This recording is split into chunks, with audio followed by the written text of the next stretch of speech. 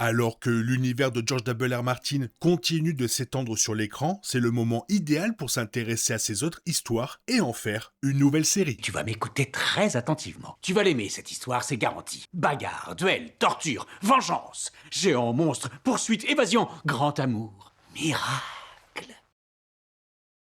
Depuis le final de Game of Thrones en mai 2019, plusieurs séries dérivées se déroulant dans l'univers de George W.R. Martin ont été annoncées comme étant en développement. Seules deux ont vu le jour à ce jour. House of the Dragon et A Night of the Seven Kingdoms. HBO a annulé une série centrée sur la première Longue Nuit et portée par Naomi Watts, intitulée Blood Moon, alors qu'un épisode pilote à 30 millions de dollars avait été tourné. Une suite sans titre consacrée à Jon Snow ainsi qu'un autre projet baptisé Flea Bottom, inspiré du quartier de Port-Réal, ont également été abandonnés. Lors du CinemaCom de 2026, la Warner Bros. A confirmé la production officielle d'un film provisoirement intitulé La conquête de Aegon. L'histoire de Aegon Ier Targaryen et de ses sœurs épouses Visenya et Rhaenys conquérant Westeros sur le dos de dragons gigantesques est un récit que les fans attendaient de voir depuis longtemps. Parmi les autres séries dérivées de l'univers qui seraient toujours en développement, on compte la série d'animation Nine Voyages qui suit les aventures de Corlys Velaryon. Ten Dozen Ships centrée sur la princesse Nymeria guidant les Rhoynar vers Dorne après la conquête de leur terre natale par l'Empire valérien, ainsi que The Golden Empire, une série d'animation consacrée à l'ancien empire de Iti situé à Essos. Bien que cette liste inclue certains éléments de l'univers que la communauté des fans adorerait voir adaptés à l'écran, il en existe bien d'autres dont les spectateurs continuent de débattre sur les réseaux, dans l'espoir que ces discussions prennent suffisamment d'ampleur pour attirer l'attention de la Warner Bros. Ou de HBO. Alors que la troisième saison de House of the Dragon est diffusée depuis 3 épisodes, voici d'autres idées de séries dérivées dont les fans continuent de parler sur internet et qui seraient tout à fait prêts à payer pour voir, car ils veulent plus de sang ou de magie, mais surtout des créatures en tout genre, et bien sûr, découvrir ce qui reste encore inconnu après 2 séries. Selon certains récits, les Andals auraient traversé le détroit pour rejoindre Westeros 6000 ans avant les événements de Game of Thrones. D'autres sources évoquent 4000 ans, tandis que certaines avancent le chiffre de près de 8000 ans. L'univers demeure volontairement flou et contradictoire quant aux dates et au fait d'un passé lointain, à l'image de ce que l'on observe souvent dans le monde réel. En revanche, la nature de leur arrivée et ses conséquences font l'unanimité. Sous la conduite de Ugor de la Colline, les Andals quittèrent les collines de Andalos en Essos pour faire voile vers Westeros. Ce faisant, ils mirent fin au millénaire de paix qui régnait sur ces terres depuis le pacte conclu entre les premiers hommes et les enfants de la forêt. Ils apportèrent avec eux des armes en acier ainsi que la foi des Sept pour s'établir à Westeros, fuyant, dit-on, leur terre d'origine sous la pression des possessions de Valyria, alors en pleine expansion. Leur migration se mua rapidement en une conquête, déclenchant des générations de guerres brutales contre les premiers hommes qui dominaient Westeros depuis des siècles. Une série au ton sombre et brutal se déroulant à cette époque pour explorer le conflit sous divers angles. Elle mettra en lumière aussi bien l'ambition acharnée des Andals que la résistance opposée par les rois des premiers hommes, tout en abordant les alliances et les rivalités nouées avec des maisons bien connues de la série originale, telles que les Arryn et les Lannister. Il y aurait ensuite bien entendu, les Stark de Winterfell. Non seulement ils repoussèrent toutes les tentatives d'invasion Andal dans le nord et Terbon au niveau du Neck, mais ils prirent également la mer vers l'est pour mener des raids de représailles en Andalos. Au-delà des conflits, la série pourrait explorer le métissage culturel progressif qu'a fini par façonner le Westeros tel qu'on le découvre dans Game of Thrones. Bien avant que Tywin ne devienne main du roi, que Cersei ne s'assoie sur le trône de fer et que les Lannister ne voient leur réserve du précieux métal jaune s'amenuiser, la Maison du Lion bâtissait sa légende à coups de ruse, de cruauté et d'une quantité d'or pour le moins douteuse. Une série dramatique de prestige retraçant l'ascension de la dynastie Lannister, depuis le moment où Lann le Futé a dépouillé les Castrales de leur propre rocher jusqu'à la violente éradication de la maison Reine, immortalisée dans la chanson Les Puits de Castamere, offrirait une étude de pouvoir digne de Shakespeare. L'anéantissement des maisons Reine et Tarbeck par un jeune Tywin Lannister pourrait constituer l'élément central du récit, un acte de guerre froid et méthodique qui définit l'homme qu'il est devenu lorsque nous le découvrons dans Game of Thrones. Si les créateurs de la série se montrent bienveillants, nous pourrions voir l'enfance de Jaime, Cersei et Tyrion en apprendre davantage sur la prophétie faite à Cersei par Maggie la Grenouille et découvrir le contraste entre les relations que Tyrion entretenait à l'époque avec son frère et sa sœur.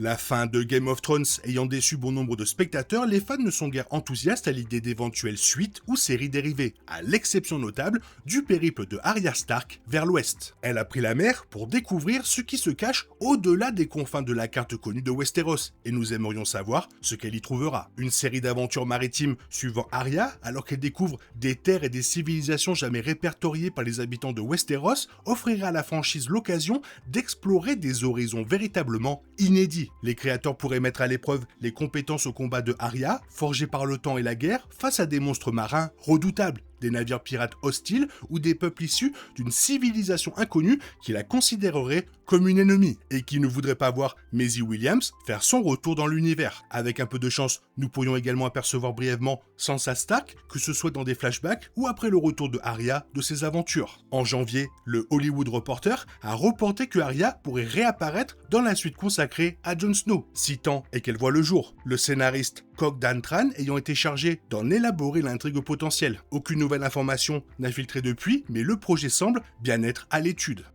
Une série dérivée dépourvue de rois, de dragons ou de guerre pourrait-elle vraiment fonctionner? Certains fans le pensent. Dans une discussion sur Reddit consacrée aux idées de spin-off potentiels, un internaute a exprimé son envie de voir une série policière à la True Detective, mettant en scène des patrouilleurs de la garde de nuit au-delà du mur, enquêtant sur des disparitions de frères survenues au fil des ans. L'idée a recueilli de nombreux votes positifs et un autre fan a même suggéré d'y intégrer des apparitions d'un jeune Mance Rider, le chef des Sauvageons, ainsi que de Craster, cet homme incestueux qui engendrait des enfants avec ses propres filles et livrait ses fils nouveau-nés au roi de la nuit en échange de sa protection. La série pourrait proposer des intrigues centrées sur les innombrables mystères tapis dans les forêts enneigées et les étendues sauvages. Le Nord lui-même deviendrait un personnage à part entière. Ses champs de neige à perte de vue, ses forêts inquiétantes et ses ruines abandonnées instaureraient une atmosphère d'angoisse permanente. Surtout, cela permettrait à la franchise d'explorer des recoins de l'univers de George W. Martin qui n'ont été qu'effleurés jusqu'ici. Qui sait, il existe peut-être là-bas des choses bien plus terrifiantes que le roi de la nuit. Ce projet pourrait constituer l'un des volets les plus singuliers de l'univers de Game of Thrones, en injectant une dimension d'horreur psychologique et surnaturelle dans ce monde de fantasy. Toutefois, cette approche pourrait déplaire aux fans qui attendent de ces séries dérivées des liens étroits avec l'œuvre originale. Ce projet pourrait s'avérer délicat, car il nécessiterait, de manière réaliste, la présence de personnages connus de la famille Lannister, bien que dans une version plus jeune. Cela n'en fait pas moins une excellente idée de série dérivée. Garyon Lannister était le plus jeune frère de Tywin. Les deux hommes entretenaient une relation tumultueuse. L'ombre de Tywin éclipsait tous ses frères et sœurs, tandis que Garyon, conscient de la vanité d'une telle rivalité, préférait ironiser sur la politique de son aîné. Toutefois, Tyrion et Jaime le considéraient souvent comme leur oncle préféré. Moins de 10 ans après la rébellion de Robert, mais avant les événements de Game of Thrones, Garyon prit la mer à bord du lion éjoui. Il portait en quête de Rugissante, la grande épée ancestrale de la maison Lannister en acier valérien, perdu quelque part à Essos. Et on ne le revit jamais. L'équipe de recherche envoyée par Tywin apporta plus tard qu'il avait fait une dernière escale à Volantis pour se procurer des esclaves, afin de remplacer les membres de son équipage ayant déserté par peur de la mer fumeuse. La série débuterait comme une aventure maritime classique avec Garyon réunissant son équipage, tous attirés par la promesse de découvrir les trésors perdus de Valyria. Cependant, à mesure qu'il progresse vers l'est et se rapproche des ruines, les légendes évoquant des démons Lovecraftiens et une magie du sang ayant mal tourné se muent en menaces bien réelles et tangibles. Un fan a suggéré que la série pourrait prendre la forme d'une mini-série d'horreur à la tension progressive, étalée sur 10 épisodes, dans la veine de The Terror et de Color Out of Space. La série pourrait également se dérouler sur deux époques. L'une se situerait au temps présent et suivrait Garyon. L'autre se déroulerait des siècles plus tôt, en suivant Tommen de Lannister. Ce dernier avait entrepris une odyssée similaire dans le but de piller ce qu'il restait de Valyria. Il disparut, tout comme Rugissante. Ni sa flotte, ni Tommen, ni l'épée ne revinrent jamais. Mettre en parallèle les destins croisés de deux Lannister séparés par des siècles, deux hommes qui, malgré leur ambition grandiose, n'ont laissé qu'une trace infime dans l'histoire de Westeros, pourrait assurément donner lieu à une série passionnante. Le premier épisode de la saison 2 de House of the Dragon a soulevé une question très intéressante. Penses-tu que mes ancêtres ont érigé un mur de glace de plus de 200 mètres de haut pour empêcher la neige et les sauvages de passer ? Demande Cregan Stark au prince Jacaerys Velaryon. Qu'est-ce qui l'empêche de passer ? Rétorque Jacaerys. Ce à quoi le seigneur de Winterfell répond : la mort. Nous savons qu'il s'agit vraisemblablement d'une allusion au roi de la nuit et à sa légion de marcheurs blancs. Ce que nous ignorons, car la série ne nous l'a jamais vraiment expliqué, c'est quel était le but de cet individu. Certes, il a été terrifiant pendant un temps, a réussi à s'emparer d'un dragon et a failli percer les défenses de Winterfell avec son armée de morts. Il voulait provoquer la nuit sans fin après avoir anéanti l'humanité tout entière et tué Bran qui, en tant que corneille à 3 yeux, incarne la mémoire de tous les temps. Cela n'explique toujours pas pourquoi le roi de la nuit voulait faire une telle chose. Comme toujours, les fans partagent leurs théories depuis son apparition et continuent de le faire depuis la diffusion de la dernière saison. C'est une arme créée par les enfants de la forêt pour éradiquer l'humanité, a écrit un fan. Il n'a pas de but précis, c'est juste une créature magique défaillante qui détruit tout sur son passage, jusqu'à ce qu'il ne reste plus que lui et les marcheurs blancs. Un autre fan a soutenu qu'il ne s'agissait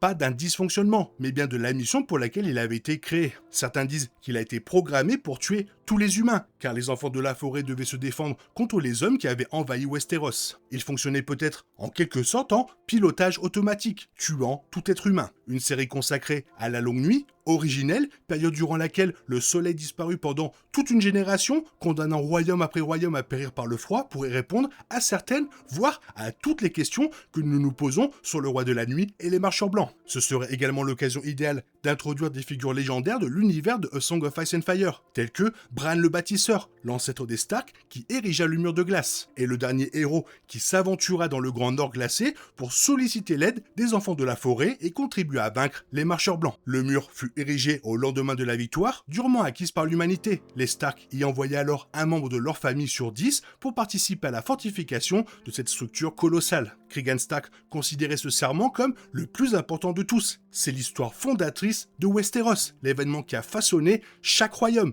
chaque légende et chaque mise en garde transmise au fil des générations. Elle mérite donc assurément d'être racontée à une échelle épique. Bryden Rivers, alias Freux Sanglant, est un personnage très apprécié des fans qui s'intéresse à la mythologie approfondie de l'univers. Son histoire devrait être l'une des plus faciles à explorer dans le cadre d'une série dérivée, puisqu'il est lié aux 3 séries existantes de cet univers. Personnage empreint de mythes et de mystères, il a joué un rôle majeur dans Game of Thrones. On a également pu l'apercevoir dans House of the Dragon lors de la vision de Daemon. Bryden Rivers était le fils bâtard légitimé du roi Aegon IV Targaryen, il a fini par endosser le rôle de la corneille à 3 yeux, ce ver-voyant qui vivait parmi les enfants de la forêt et a guidé Bran Stark pour que celui-ci prenne sa succession. Bien des années auparavant, il avait combattu lors des rébellions Feu Noir et servi en tant que main du roi auprès de Mekar Ier Targaryen, un souverain que l'on découvre dans A Knight of the Seven Kingdoms. Après la mort de Mekar, Aegon V l'envoya à la garde de nuit pour un acte jugé déshonorant. Il y accéda au rang de Lord Commandant avant de disparaître lors d'une expédition au-delà du mur. En tant que Targaryen, il portait l'épée Noirceur, celle que l'on voit Daemon manier, et l'on pense qu'il a emporté avec lui lorsqu'il a disparu. Mais surtout, c'est une figure empreinte du mysticisme, tant à Port-Réal qu'au mur, réputé pour pratiquer divers sortilèges et pour ses activités d'espionnage. Il a hérité du surnom de Lord Freux Sanglant ainsi que de la chanson intitulée 1000 yeux et un seul. De nombreuses théories circulent à son sujet, notamment celle selon laquelle il aurait le pouvoir de manipuler les événements et aurait orchestré la lignée Targaryen afin de faire naître le prince qui fut promis. Tout bien considéré, l'histoire de Freux Sanglant offre un équilibre parfait, une première partie marquée par les intrigues politiques, laissant placer à une dimension étrange et surnaturelle, le tout étant intimement lié à l'avenir de Westeros tel que nous le connaissons. Bien que les premiers hommes, les Andals et les Targaryens soient tous venus de Essos, ce continent demeure l'une des régions les plus diversifiées, mais aussi les moins explorées de l'univers de Martin. Un projet consacré à Yiti est probablement en préparation. Toutefois, une nouvelle série dérivée se déroulant à Essos pourrait adopter un format d'anthologie, chaque épisode se concentrant sur une région, une culture, un événement historique ou une époque différente. Les possibilités sont quasi infinies. Les rivalités politiques des cités libres impliquant familles fortunées, assassins et mercenaires, la magie des ombres et les anciennes prophéties d'Ashai, les intrigues impériales de Yiti ou encore des aventures à travers la mer de Jade. Des personnages déjà établis, tels que Corlys Velaryon, pourraient faire des apparitions ponctuelles pour maintenir l'intérêt du grand public. En s'éloignant des dragons et des dynasties de Westeros, la série pourrait faire découvrir au public de nouveaux arcs narratifs qui ne se concluent pas tous par l'accession de Bran au trône. Bien sûr, j'aurais pu évoquer la rébellion de Robert. Il y a une pièce de théâtre qui va sortir à ce sujet. On sait simplement pour le moment que ça va se passer avant et au début. Mais peut-être qu'ils vont en parler. Je sais pas comment ils vont faire, mais bon, On verra bien. Sinon, bah oui, j'aurais pu l'évoquer, mais je l'ai pas fait du coup, parce que comme il y a la pièce de théâtre et qu'on n'en sait rien, et bah du coup, bah je l'ai pas mis. Mais bon, j'aurais pu le mettre, hein, ça marche aussi. Hein. Bah, bref, toi, qu'est-ce que tu en penses? Laquelle tu aimerais voir sortir? Bah fais-le moi savoir dans la zone commentaire. Peut-être qu'il y a une autre histoire que je n'ai pas évoquée. Pareil, fais-le moi savoir. Et comme d'habitude, bisous bisous, bye bye. T'es toujours là, toi? C'est fini. Rentre chez toi. Allez, dehors. Naï, naï, naï.